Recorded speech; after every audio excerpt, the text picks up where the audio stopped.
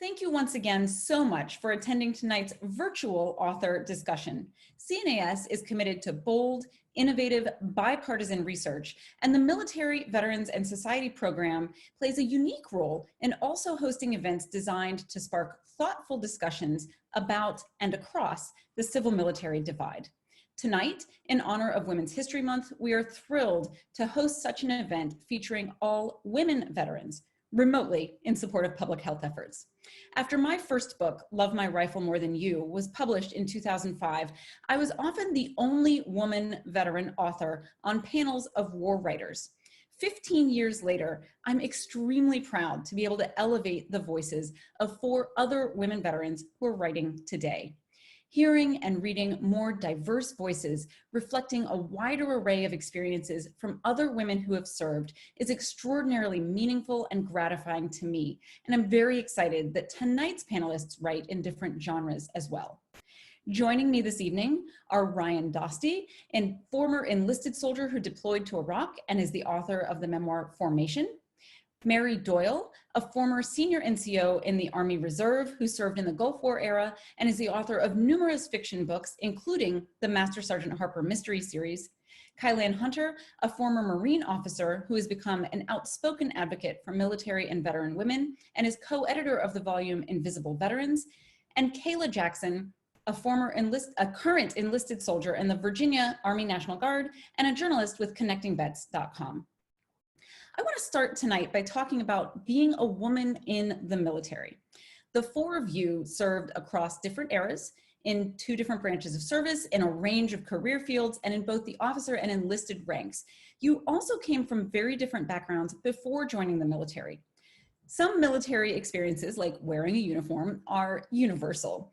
Can each of you talk briefly about whether you believe women's military experiences are or are not similar to each other's or to men's? We'll start with Kai tonight. Hi, and thank you so much for having me, and welcome to everybody. I'm so glad we're able to still get this done. When we think about experiences in uniform, this is something that is always been top of mind for me, as I was very often the only woman in my particular unit. And one of the things I think that is important for us to remember is that while we are all women in the military, we all have had very different experiences. There are some things that are common, whether they are, sometimes it's difficult for us to find uniforms that fit because of different body size. We might all share that experience. The confusion around when someone asks for Sergeant Jones or Captain Jones and you show up and they look at you and are like, wait a minute, like I'm expecting wasn't expecting someone who looks like you. Those are often similar experiences that women share, but women can also have very, very different experience based on the time that we served, how normalized women's services has become, the type of jobs that we have, those that are in intelligence fields or PSYOP fields often are able to be more gendered and have a more gendered presentation of how they act in the service versus those who are in more traditionally masculine operational roles. And so I think looking at those nuances of how gender intersects with your operational capability is something that is very, very important. And then we look at the relationship between women and men in uniform. Again, I think this often manifests itself much more once women get out of the military. And that it is often, and it's something that is very, very prevalent in Invisible Veterans, which is a little bit of the cover art is being shown behind me right now in our most recent edited volume, is that once women actually leave the service, they often find that they have much more in common with their male peers with whom they serve than other women civilians. And so there's this bit of this sort of disconnect of how you navigate now gender plus your military service on the outside. These are all important questions to ask. This is really what drove me into academia to look to study some of these phenomenons, and something that I hope we can talk about much more this evening. Thanks so much. Mary, how about you? What do you think about this? Well, I joined in a completely different era. I joined in 1979 the wax were ended in 1978. So my uniforms were completely different. We had this god-awful summer uniform that was in lime green, and and it was all mandatory skirts and ugly pumps, and it was just horrific. I also joined at a time when almost all of the positions were purely clerical. And my first position in the Army was as a TAMS clerk in the motor pool. And when I showed up, 19-year-old Mary, in this garage with a whole bunch of men who were very accustomed to being on their own, it was a big culture shock for them. In fact, there was only one restroom in the building, and they had boxes of pornography all over the place. So it took a while for them to grow accustomed to me, but what it was a good chance for me to assert myself and say, this stuff is going to stop. So it was a learning experience for me. In terms of getting out, once you take the uniform off, of course, people have an idea of what a veteran is, what a veteran looks like. I can't help but look around whenever I park in the veteran-only parking spot at Harris Teeter, and somebody's just gonna say something to you, and you get a little bit defensive. There were times when I've walked up to in festivals, and you're buying a ticket, and the guy in front of you with the hat that's got all the bling on it from some Navy ship is offered the military discount or the veteran discount, and I have to say, yeah, I'm a veteran. I get that 10% off too. So those are the obvious things, of course. Thank you so much. How about you, Kayla? Does this resonate with you? Do you feel like some of these are universal experiences, or do you think that there's a huge amount of diversity between our experiences among each other and with men? Yeah, I definitely think there's diversity, just kind of across the board. And it's funny mentioning kind of time period, right? We have a kind of vast example of women who have served, and myself, still serving now. But even in, 2017, I've been in a unit that was all male and artillery detachment, and they had never served with a woman before. So the first couple of months was quite an introduction. Actually, the first drill that I had, I don't think they were well prepared. So when I was looking at the drill letter, the introduction said, "Hello, gentlemen," as an example for what we were going to do for drill. And I was like, okay, I don't think anybody knows that I'm coming. So showing up and letting them know that I was going to be, in their platoon was definitely a surprise, and this is, in this century. So I think both, something that someone mentioned before about, women veterans, I know from reporting on this from the past couple of years, that women veterans often don't identify openly, right, as veterans once you get out. And I think that also is kind of a way in which our service links us together and is very similar, even though, serving across different time periods, whether you're reserve, active component, that similarity of not kind of taking hold of your identity when you first get out as a veteran, I think is definitely something that links us together. And then of course, kind of on the men and women aspect, I definitely think there are differences kind of across the board. And I, mentioned before, whether you served, in a different job, in a different region, time period, I think that that's kind of the beauty of looking at military service is, people have this idea, of course, we are one force, we're a conglomerate, but there's so many different nuances depending on, how you identified within the service.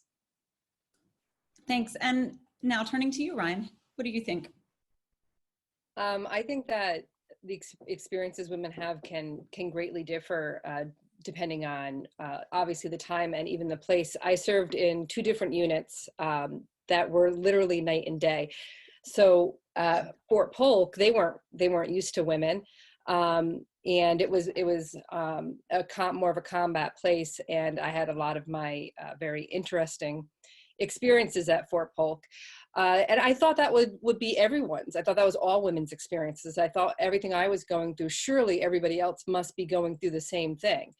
And then when I got to Fort Gordon, it was a completely different world. I had a woman commander, which was the first time I ever had that, was actually doing my job. And the way that men and women interacted was completely different.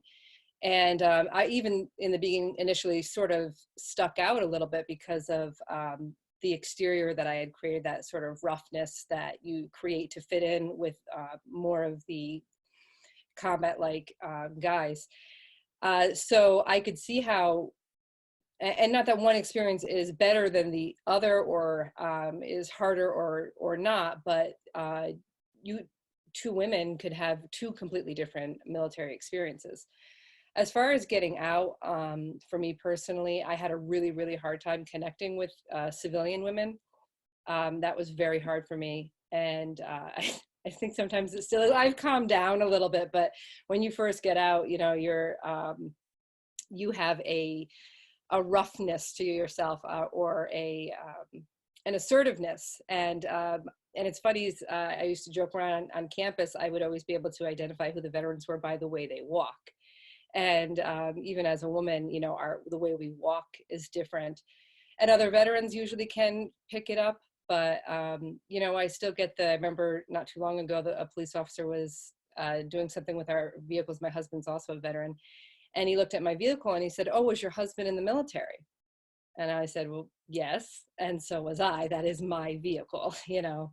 And so you often get that, or I call it the crossover handshake, where they say, "Thank you for your service," and they cross over you to handshake your husband or your significant other or the man standing next to you. And you're like, I was there too. So. Yeah. One of my friends said she could recognize my walk from across a mall. So it's funny that you said that. So the first woman officially enlisted as a woman in 1917. 100 years later, the first women enlisted in the infantry. Can you each talk about one important policy change related to women's military service that has taken place during or after your own service? Mary, I'd like to start with you this time, since you, I think, joined before anybody else on the panel.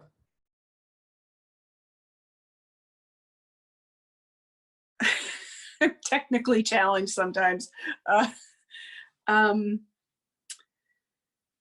Obviously, it's the different jobs that you are qualified to take. Like I said, when I joined, academic or administrative jobs were the only choices I had.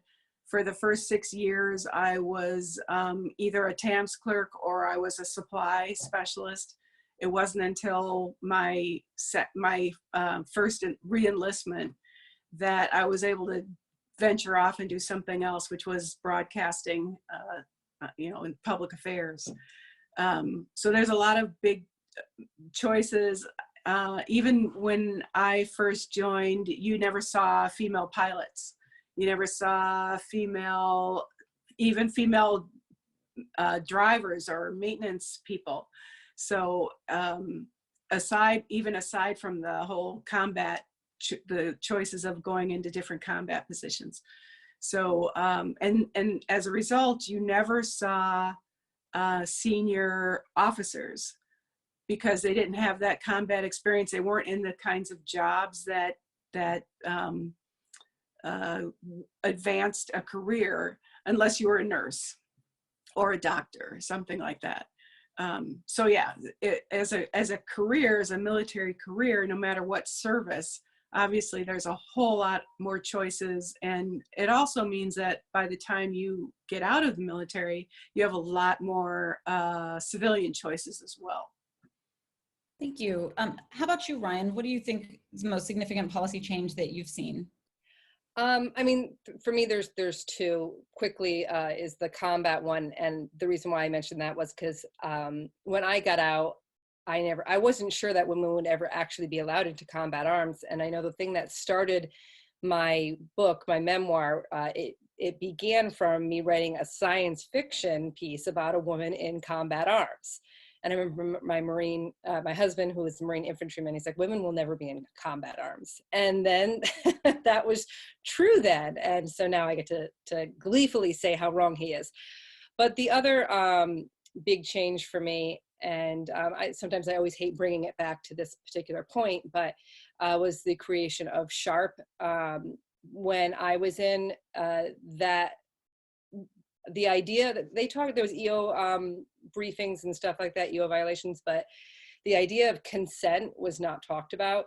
There was no victim advocates. The fact that rape was happening in the military wasn't really spoken about. It wasn't, it was sort of like this dirty little secret, and you know, everybody wanted to just sort of be quiet about it. So the fact that SHARP has been created, there's victim advocates, they're doing actual briefings on what consent is and when consent cannot be given. That's a huge point to me, even though I have other problems with SHARP that I'll mention on the next question, maybe. Thank you so much. How about you, Kayla? You're still serving. Are you still seeing ongoing policy changes that are making a big difference in your military experience? Yeah, I mean, definitely, obviously combat arms for me, because it's the most, I think, recent and really big significant change. And I've been able to, you know, while still being in, see that, kind of see the fruits of those changes and still see sort of the trickle down effect. I think now it's really interesting, even in, you know, my own units and places where I've served, you'll see posters that are asking, you know, for women to look into infantry MOSs who are, you know, on the senior NCO and officer level, because they don't want women to come into the infantry MOS and don't have any other kind of women to give them guidance. And so we're seeing that change happen a couple years ago, but it's still kind of taking time to manifest, especially on the leadership level. But I think that's really important. And then the second one is more of a, it's kind of a small nuance specifically to the Army, but hair policy changes that came into effect, specifically related to like locks, braids, and cornrows. For me, personally, right, as a Black woman, that was really important because, you know, getting ready to go to drill or in boot camp or any other time where I've been, you know, activated for, say, like a state mission, I get up an extra hour and a half early than everybody else just to make sure that my hair, you know, is ready in a bun. And so I think policies like that to make sure that we have a really diverse and also included force, to make sure that we're thinking about how, you know, as soldiers, you know, we're serving other people, but how to make sure that our command is serving us, that we can, you know, do our job well. Those are two really big, important ones for me. Thank you so much. I really appreciate you bringing that into the conversation. That's really helpful. Kai, I saved you for last because since you're on Dakowitz, you could actually probably spend the entire rest of our webinar on this, and I'd like you to not do that. But if you can think of something that you may be aware of kind of behind the scenes that isn't as public facing that you think could have the potential to have like long-term impact. Yeah, absolutely. And you're right. I could spend 2 hours talking just about this because it's, but I won't. I'll spare everyone. And I think, you know, the big things that we see in the news quite a bit are these opening of previously closed MOS or military occupational specialties, changes in sexual assault response. I mean, these are things that are all incredibly, incredibly important. I mean, as a Cobra pilot, I benefited from the opening of all combat aircraft just before I started, so those are great. But I think when I think about things that are having the biggest impact, I think there are two that people don't really talk about very much because they're not necessarily really like sexy policies, but they're going to actually have a huge impact. The first is the changes in co-location policies to actually move across services within the entirety of the DoD. So to not just have internal service, but between service co-location requirements. Military women are much, much more likely than their male counterparts to be married to another service member. Most married military women are married to another active duty or reservist. And I think that's the other side, is that the COLO policy is extended into the reserves, which helps both women who are active duty as well as women who are reservists, keeping them in the reserves to know that that's a policy. One of the biggest issues that we see is actually with women's retention into the military, that it's not, you know, just getting women in, but keeping them. Things like childcare, family, long terms of separation. And when these discussions in dual military couples come up with regards to geo-bacheloring, like if you're going to be stationed 3,000 miles apart, the consequence tends to be that the woman gets out. And so these changes in co-location policies, where they are much more there's much more emphasis put on guaranteeing. I mean, nothing in the military is going to be a guarantee, but a lot more emphasis put on ensuring that married couples, and not just married, they've also expanded the definition. If you share a child, if you have a proven cohabitation, you own a house together, if you're a non-married couple, like they've really expanded that definition. You're seeing a lot more longevity and women's retention really going up. And it's especially as we're opening up these new roles, it's not just going to be getting women in, but keeping them in so they can achieve those senior leadership positions. And then the next is the change to the parental leave policies. And I'll say parental, that it's not just the initial maternal care for the convalescent leave to get over being pregnant, which is how it typically be thought of, but a primary and secondary caregiver leave, and a really pushing that both of those are taken very seriously.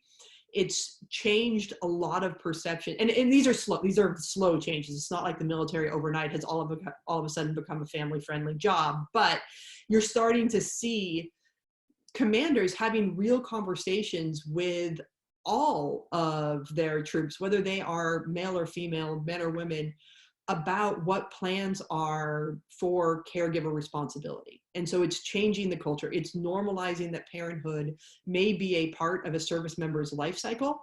It's really destigmatizing that conversation. It's allowing service members to have more open conversations about, these are going to be my plans. And that again helps create a culture, I think to Kaylah's point a lot, saying like, how are we serving those who are choosing to serve all of us? And if you can make something easier, just by making it easier to have the conversation, you can get to a lot better solutions to which is always going to be a very challenging part of someone's life. But if you can have these open conversations, you can get to better solutions. When the command isn't often involved in these solutions, you ensure that care is available for kids, that you making sure that individuals are also getting time to their family in line with what's needed for the mission first. So I really think those two things are beginning to normalize the experience of women in the military, and that normalization is what's going to help with retention. It's going to help with promotion. It's going to help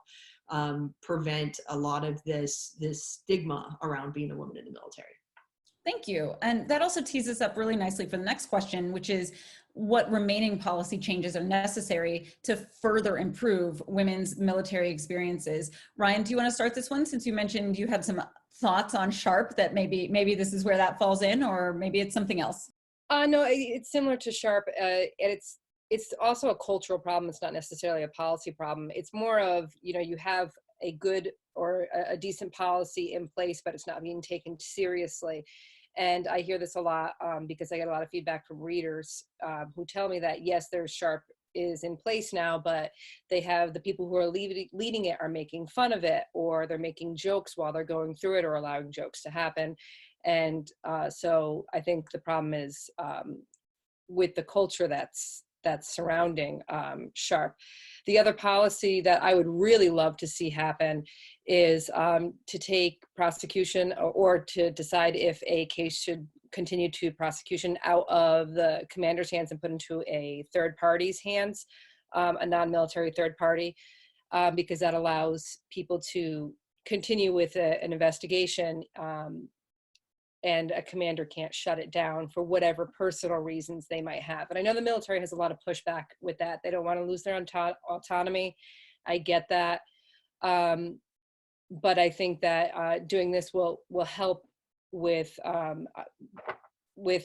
cases being able to actually be prosecuted instead of the very, very low rate of prosecution that we have going on right now.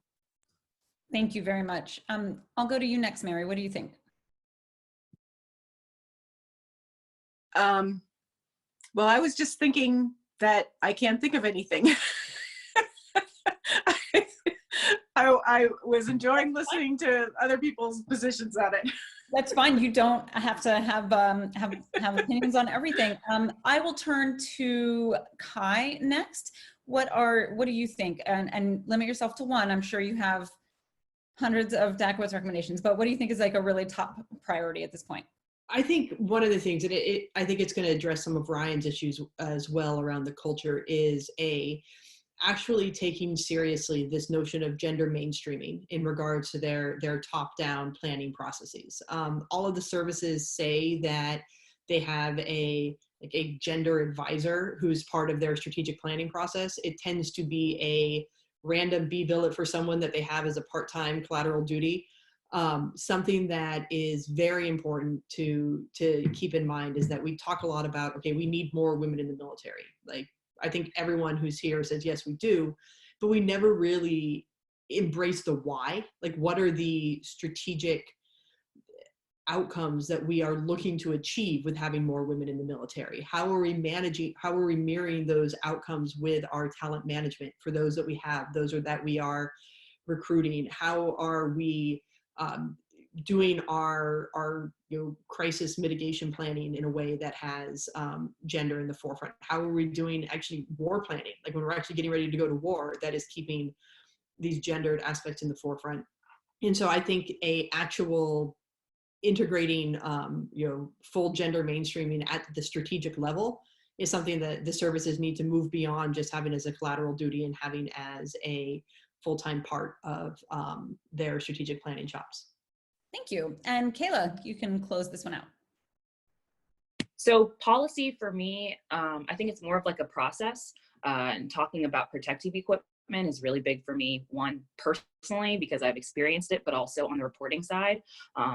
We've done kind of a lot of work in terms of, Army and research about protective equipment for women in the military, specifically talking about our helmets and body armor, which has been like a long time coming, but a lot of people don't realize that the equipment and the uniforms up until a couple years ago, like, naturally were fitted for men. So for me, being, 5'5", under 200 pounds, I'm getting body armor fitted for a man like twice my size, which you might not think is too big of a problem. But when you add in my helmet, when you add in a weapon, when you add in plates, and then you want me to kind of move around, then it becomes an issue of like, can I actually do my job? And it's funny because the Army has done great in terms of research, and there's tons of different versions of body armor, out there that they're fielding. However, it doesn't always get down to the lowest levels. On one hand, I know that that's, a mission and priority issue, of course, of, deployment cycles and who's kind of the highest priority, but also, we train to fight.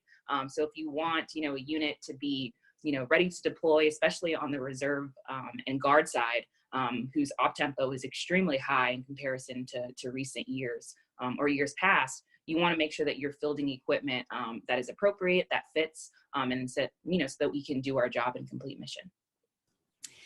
Very frustrating for me to hear that these are still problems, since they were significant problems when I was in Iraq in 2003. Yeah. But yeah, okay, thank you very much for bringing that up. I want to turn next to the civ-mil divide, the divide between civilians and military personnel. Some of us talk about that a lot, and I'm wondering whether you think that that is exacerbated or reduced for women. Ryan, you talked about this a little bit earlier, feeling as if, it's really hard to connect with civilian women, and especially when you first get home. And I'm wondering if each of you feels like it's more challenging as a woman to bridge that civ-mil divide, or you think that there is an easier time coming back and taking the uniform off and reconnecting. I'm supposed to pick who goes first. Kayla, why don't you take this one first? Sorry. Yeah, no worries. So for me, it's funny because, I'm still serving, but I'm also in a reserve component. And I kind of joke a lot of times when people ask me, about military, is I often don't express the fact that I'm in the National Guard unless it really comes up, just because in terms of, identity going through the world, I think of, what you can physically see is like what's most important. So a lot of times we'll joke that the National Guard is like my side hustle, even though it does take up a lot of time, and I've been in for 7 years, and hope to, continue. But for me, I think that there is a divide both for men and women, just because, going in, years now, we're still actively, involved in conflict overseas. And this has been happening, when 9/11 happened. Obviously, I was, in elementary school, and now I'm 25 and we're still there. And still actively involved in missions in other countries. And I think that that's definitely a big reason of why, people's attention spans, they care about different things. And when you're not, directly related to someone who may be serving, to a cousin, to a friend, to a family member. It can be a big challenge as a civilian to really understand what the military does, why it's so important, all the little nuances that go with being a military member. And of course, now, continuing, we see way more enlistment and commissions from people who are generationally military. You're not seeing young kids just come off the street who just have an interest in the military. They want to go to college or trade school. And so that's the challenge too on the recruiting side. And so when you're having challenges recruiting people who don't have a generational connection from the military, then your military connection within the force gets even smaller. And so that presents a challenge on the civilian side from just understanding, what our mission is, how we can contribute just kind of to the general public. Thank you so much. How about you, Kai? What do you think on this? Yeah, I think women are in a really unique position here, and it's this phenomenon where women go from what is often the most visible service members. You can, if you've got a unit and you think of a unit, or even the idea of uniform, so much of that is to make us sort of blend in to the most invisible veterans that are out there, that we have to tend to scream it from the rooftops. I mean, as I remember being a young lieutenant in a Cobra squadron, which anyone who knows much about Cobra squadrons, they're not the nicest of environments. I love being a Cobra pilot. I love all my Cobra pilots, but as one of our sister squadrons patches said, we hate each other, but we hate you more. That's kind of the vibe that goes on there. But especially as a young pilot in there, if I ever made a mistake, which every young pilot is going to make mistakes, every young anything, as you're learning your job, you're going to make mistakes. If I made a mistake, everyone remembered that I made a mistake because I looked so different. If one of my peers made the exact same mistake, people would forget about it so much more quickly because, oh, it's that white dude with the short haircut that made the mistake. They're very it becomes a bit of a, which one, who was that? Which one was it? And so for when we're serving, often so much of what we try to do is just blend in.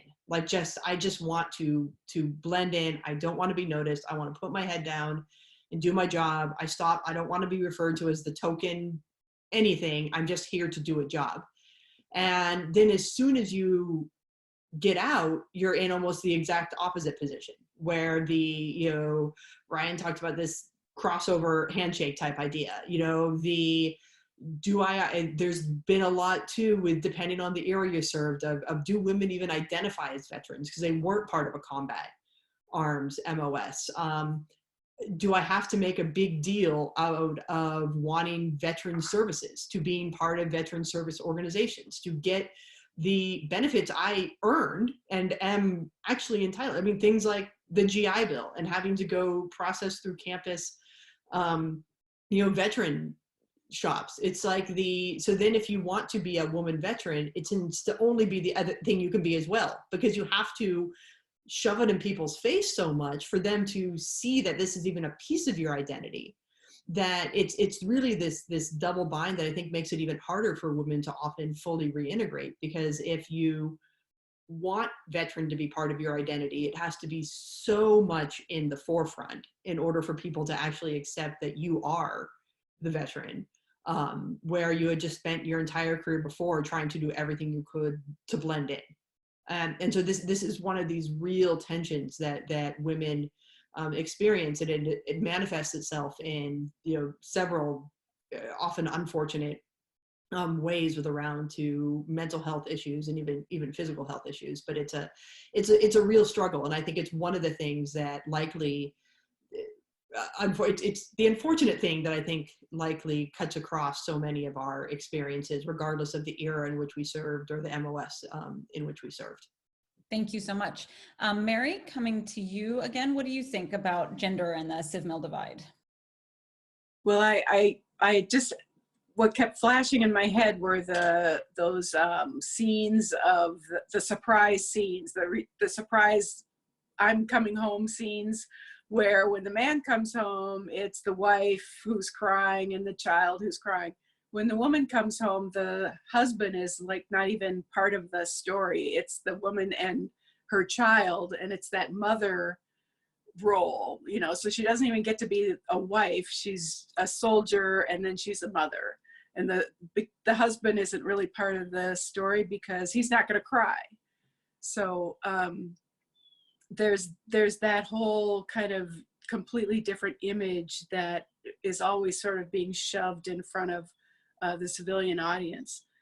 And then one thing that I always remember about being in uniform was that I always felt uncomfortable when there were family days, because the wives always looked at you and said, that's that one woman who is part of that group, and you know, she's hanging out with my husband for a couple of weeks, or she's deploying with him, you know, for months at a time. And you know, so it's always that you know, you're the other woman, whether you're really the other woman or not.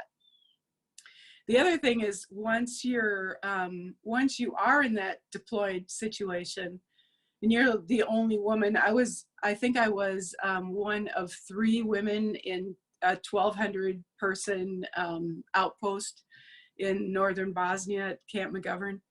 And you know, you're surrounded by men, and for some people you would see that as an opportunity.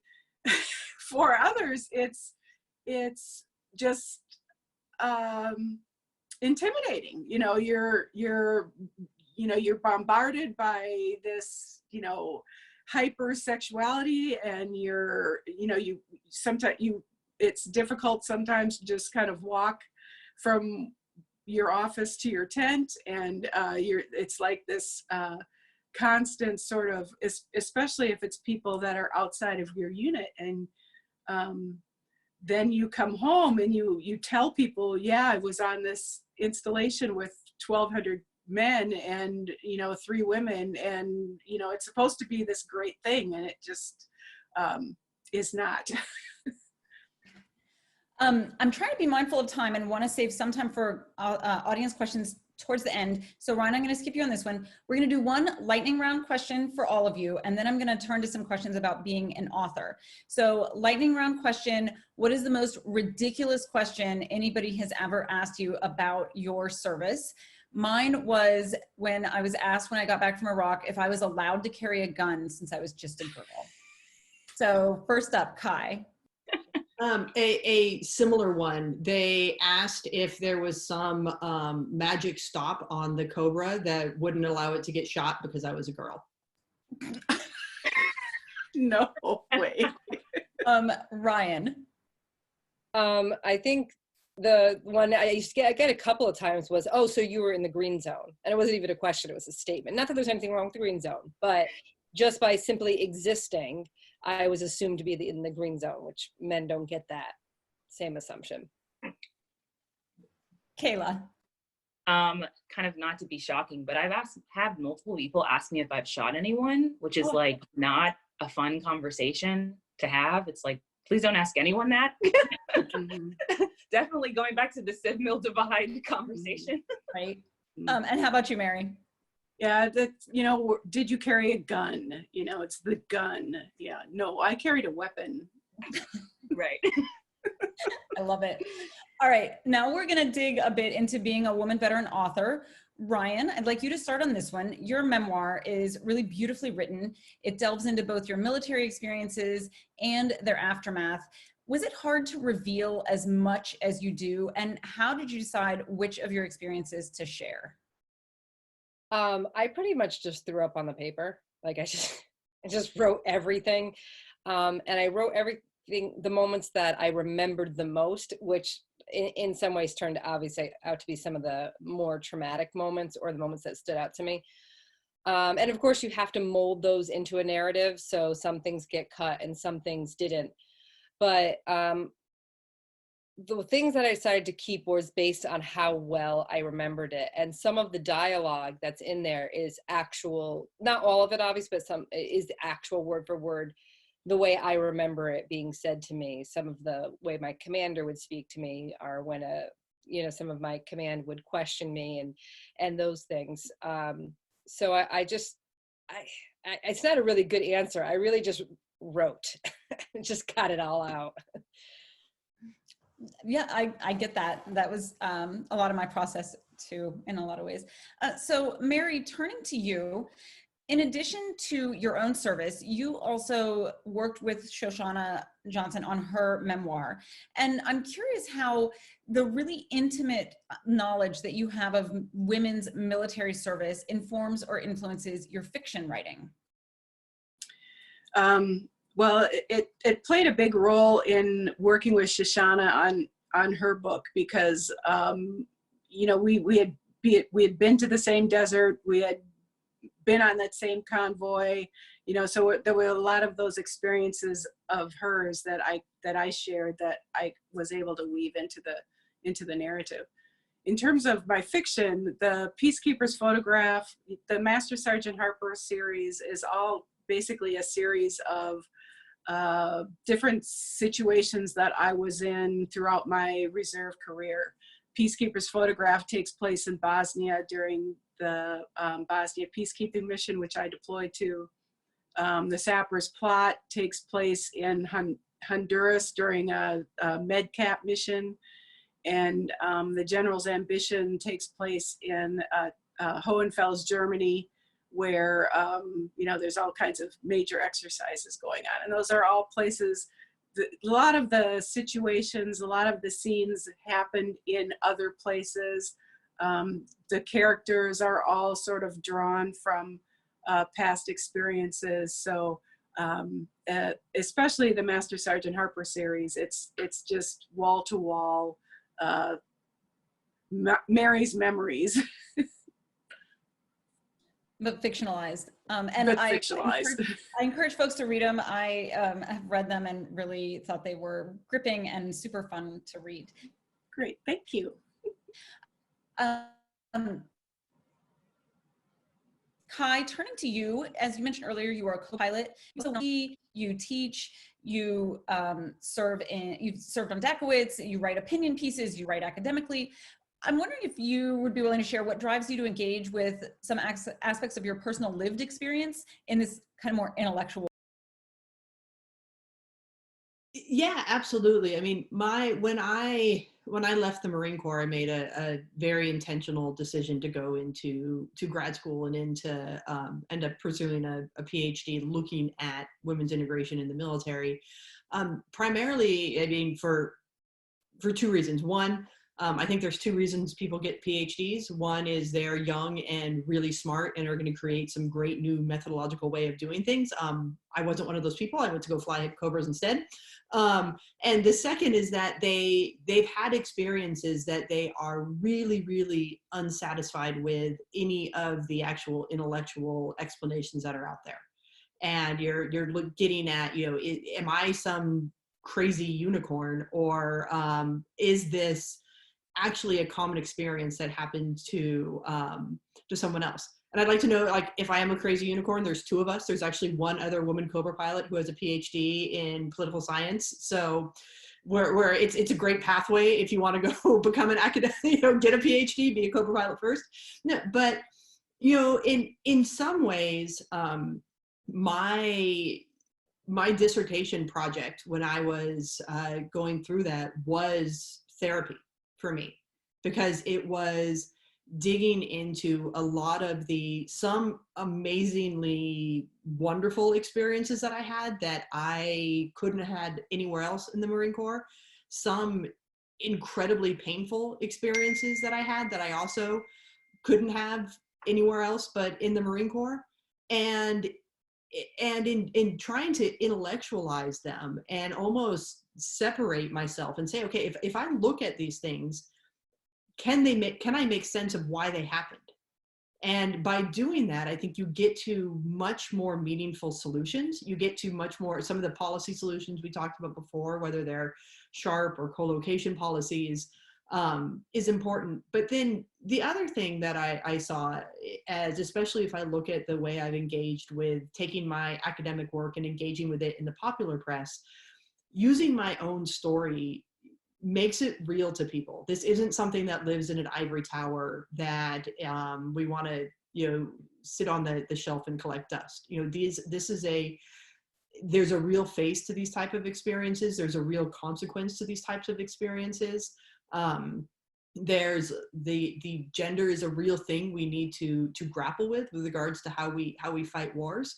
And so by becoming vulnerable in that way, not only have I seen there's more access, both in terms to congressional leaders, military leaders, and even the press, but more access to the women who are serving right now. And by not being some detached researcher who's just trying to get tenure, but someone who really wants to move the needle and make their lives better by sharing what I went through myself, like the research becomes real, and it becomes meaningful, and it becomes actionable. And in anything academic that I do, that is the key cornerstone to that piece of work. Thank you. And Kayla, closing out my round of questions with you, do you think that your experience serving in the National Guard helps your journalism be more accurate when you're covering military and veteran topics, or are you ever worried that it might affect your impartiality? Yeah, I think in some ways it definitely helps me kind of make informed decisions and informed questions. I like to let people know that, you know, one, I'm in the National Guard. I got in as an engineer. I enlisted in 2012. So all of those different nuances don't necessarily make me an expert on like all things military. Like literally a couple weeks ago, I learned something new about like the Navy's tattoo policy, right? So all services are different. I think for me, when it comes to reporting, it definitely helps me kind of think about questions and be more intentional. A lot of times it helps me figure out who I'm supposed to go to in terms of, you know, navigating the craziness that is just the Defense Department organization. Like I know what PAO I'm supposed to talk to. I know if I need to go through a PAO. I know, you know, the difference between, you know, your XOs versus your senior enlisted. So all of those different kind of initial humps of like maybe a civilian who doesn't really understand military culture, there's an ease of kind of me entering that as a reporter. But I'm also very cognizant of making sure that I'm, you know, that doesn't kind of include bias, right? So I try to myself not to report on things that happen within the National Guard or Reserve just as like a personal choice as a journalist. So when we have conversations, you know, in our newsroom, especially now, you know, recently with, you know, the pandemic of COVID-19, obviously, I'm very cognizant of, you know, making sure that I'm keeping contact with my command because I don't know if we're going to be activated. And so that's a decision that I kind of make within my newsroom and personally to kind of separate myself because I'm still serving. But I think it is kind of a really important piece, and a lot of other, you know, veterans and current military, you should think about going into journalism because I think there's a big need for it, and kind of that going through that initial understanding hump definitely, the service definitely helps.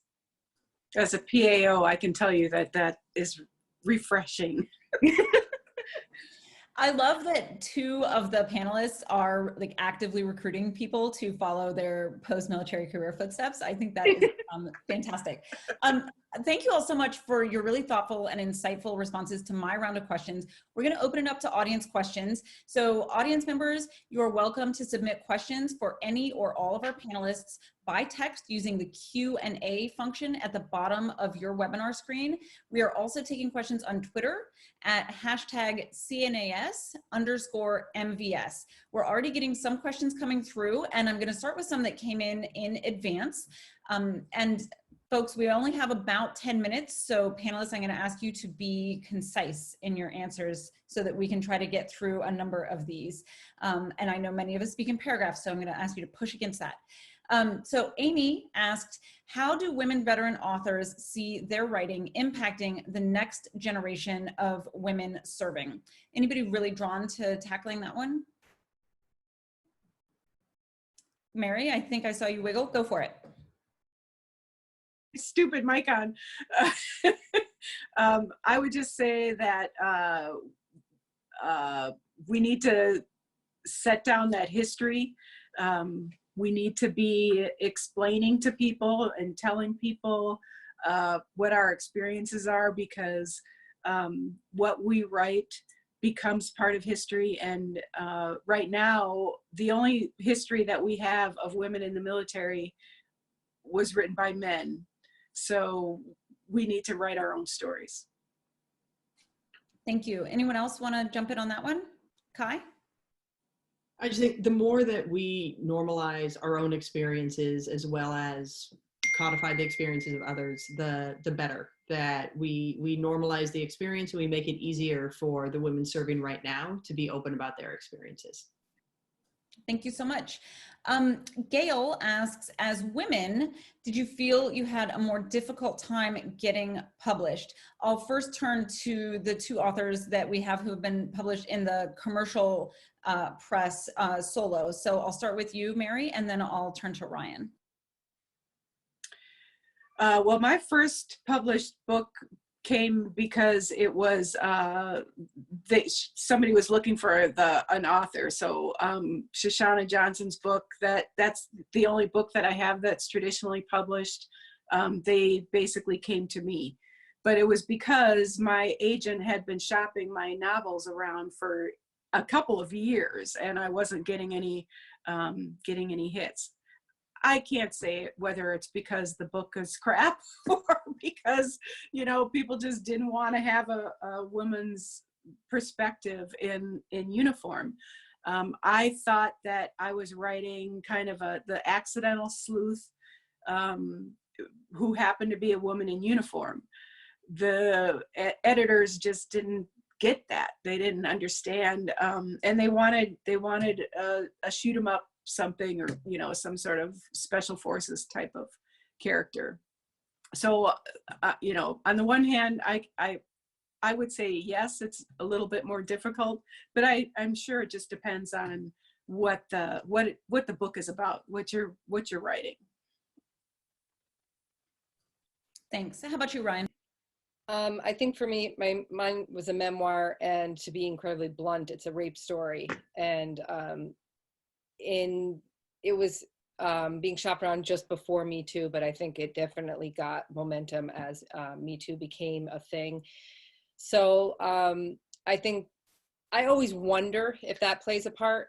Right now I'm writing a military literary fiction, and I feel a lot more pressure now with this book and the fear of being a woman writing about women in military in a genre that's typically male dominated. Mm-hmm. So I probably could better answer that question if this book gets published, but I definitely do. There is an anxiety and a fear as you try to break into this genre. Thank you. We have a question from Giselle. What advice would you give your young author self when it comes to writing? Ryan, you want to start off on this one? What advice would I give my young author self? Just keep writing. My biggest thing is first drafts are supposed to suck. Like, they're horrible, and that's okay. Just get it out there and worry about getting it better later, and don't worry about comparing yourself or anything like that. First drafts suck, write it, and then it'll get better later. Anybody else want to jump in on that one with different advice? Okay, moving on.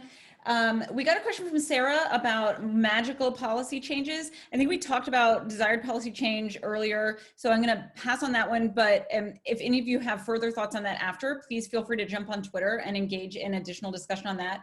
And then also a question from Christy. Have any of you gone through therapy to write, or after writing? She says, I know I have a story to tell, but keep getting triggered when thinking of events and struggle with sitting down to actually write it out. Any advice to steps of getting past reactivation? I personally, I'll also jump in and say that I think therapy is great, and that there are also some programs that are specifically aligned with therapeutic interventions where writing and therapy are intertwined. And so that may be a place to start where you're going to get good mental health support during the writing process. But happy to also hear from any of the panelists on their thoughts on this. Yeah, go ahead. For me, just writing about it in the beginning was really hard. I went through cognitive behavioral therapy, where the entire point of that particular therapy was to be able to say the word rape and to be able to write what happened to me and to write my trauma. So for me, writing about it ended up helping me more. And especially as I wrote the book, yes, it was hard. I went through dark times. There was times I would come home and be angry or dark, or my husband would be like, what the hell's going on? Who are you? And I think that's going to happen. But there's also times where after you've gotten through a really dark or hard part, you get sort of elated and you feel great. And you're like, I'm doing this, I've gotten through this. So it can be very therapeutic and triggering, but worth it. Anybody else really want to jump in on this one? Okay, also I'll note we have from Mags that she's really enjoying the online format and wants to know if we're gonna make this a regular series. We are hoping to do additional in this series, and so stay tuned for what topics or types of authors we may come up with next. And I'm glad that the virtual process is working well for folks. Also have a question from an anonymous person about senior men and working with women and on the promotion side, and really kind of digging into the process side of being in the military. And I'm going to ask you to stay tuned, anonymous commenter, for an upcoming event we have on women's military leadership. And I think that's going to be a great format for us to dig into some of these topics. So watch our Twitter feed, watch our email list for the upcoming Athena discussion, which I think is going to be a great format for this. And then we have a question from Kate about whether it's been challenging to get readership for our work, and do we run into publishers who think the military woman's story is too niche? Mary, can you dig a little bit more into this? You touched on it earlier, and I was wondering if you could tackle it a little more deeply. It's like I turned my stupid mic.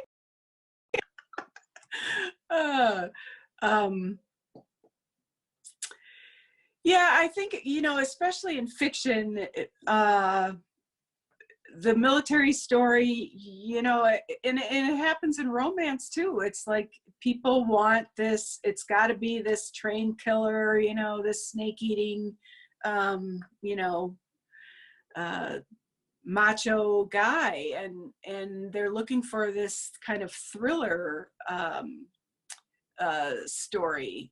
And I just feel like there are readers out there who want a more thoughtful, more literary, you know, just something different than that, and some like a true representation of what a majority of the people in uniform do when they're in uniform. Like Dave Abrams' book Fobbit kind of, you know, went there. And so yes, I think it's difficult for people to understand that, you know, there's this different world in the military and not, you know, the trained killer kind of thing. But, you know, all you can do is put it out there and hope that people find it. Thank you.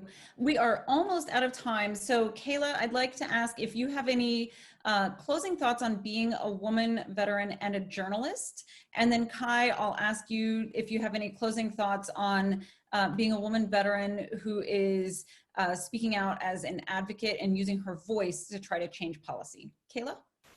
Yeah, I think it kind of points to a question before, but in a different way, not so much about are women military stories too niche? I kind of made the decision in my newsroom where I work, you know, with my coworkers about a year ago to focus like a majority of my reporting on women in the military after I saw like tons of engagement and just feedback on people really wanting to read stories, you know, whether it was feature stories, historical kind of context about just the history of how long women have been serving in the military, which is since the military has existed.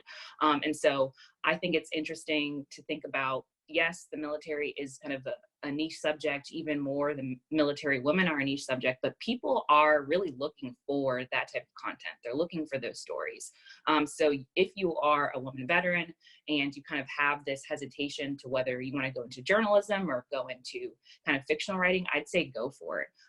Because there definitely there's a market. There are people who are wanting to read, especially on the civilian side. Every time, you know, I get a comment or someone emails me and saying, oh, you know, I'm glad that you wrote about that, or I didn't know that, that makes my day.